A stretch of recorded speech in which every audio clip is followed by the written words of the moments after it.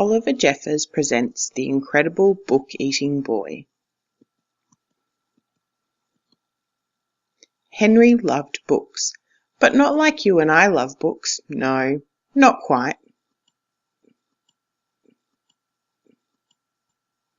Henry loved to eat books. It all began quite by mistake one afternoon when he wasn't paying attention. He wasn't sure at first and tried eating a single word just to test. Next he tried a whole sentence, and then the whole page. Yes, Henry definitely liked them. By Wednesday he had eaten a whole book. And by the end of the month he could eat a whole book in one go.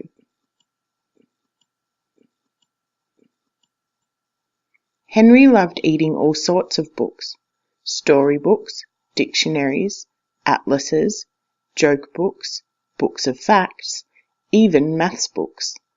But red ones were his favourite, and he was going through them at a fierce rate. But here is the best bit. The more he ate, the smarter he got.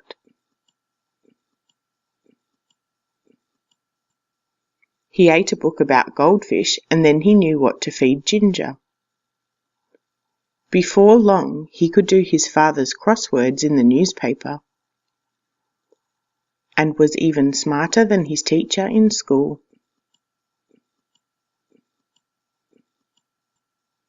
Henry loved being smart. He thought that if he kept going, he might even become the smartest person on earth.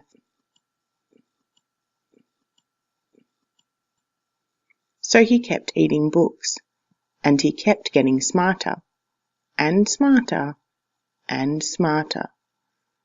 He went from eating books whole to eating them 3 or 4 at a time, books about anything. Henry wasn't fussy, and he wanted to know it all. But then things started going not quite so well. In fact, they started going very, very wrong. Henry was eating too many books, and too quickly at that. He was beginning to feel a little ill. But here is the worst bit. Everything he was learning was getting mixed up. He didn't have time to digest it properly. It became quite embarrassing for him to speak.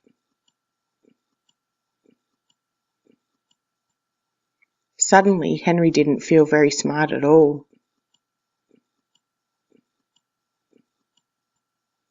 More than one person told him he should stop eating books. So Henry gave up eating books and sat sadly for a long time. What was he to do?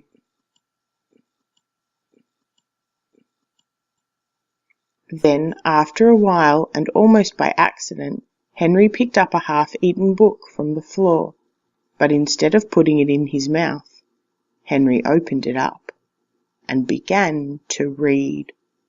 And it was so good.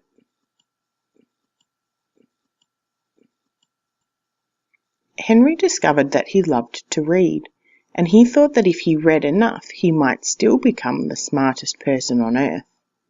It would just take a bit longer. Now Henry reads all the time, although every now and then